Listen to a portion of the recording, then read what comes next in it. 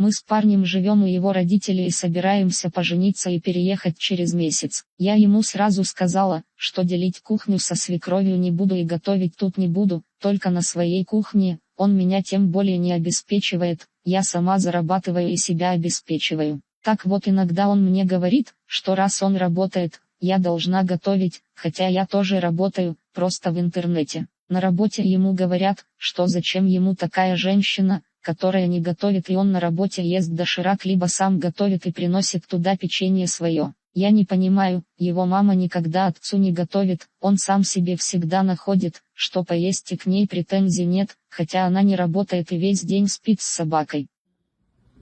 Вы знаете, я прочитала этот сюжет и вообще была удивлена. В семье такого быть не может.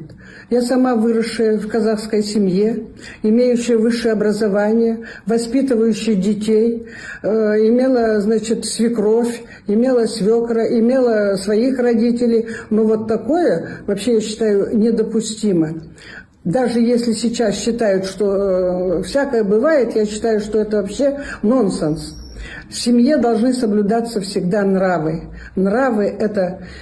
Сноха должна быть снохой, дочь должна быть дочерью, сын сыном, зять зятем. Все должны соблюдать какие-то правила, как, я не знаю, назвать, общежитие или что-то. Должно быть взаимное уважение. Женщина, кто бы она ни была, имеет ли она высшее образование, занимает ли высокий пост, она всегда должна оставаться женщиной.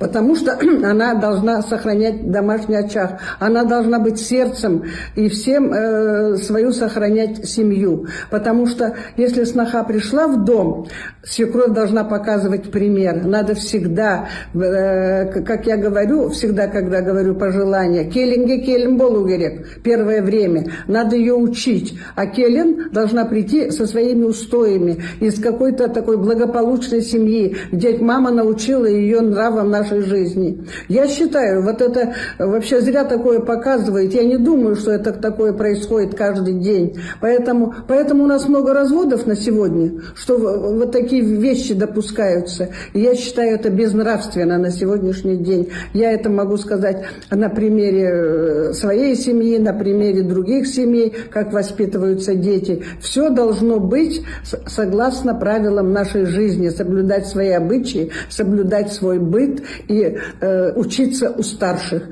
А старшие должны быть такие, чтобы они могли что-то дать на сегодня своим детям. Как жить, как делать, как уважать и как вообще вести себя в семье. Я очень поражена вот этим роликом и считаю, что так не должно быть при всей нашей сегодняшней такой экстремальной жизни. Поэтому это не пример. И показывать это другим, я думаю, не обязательно.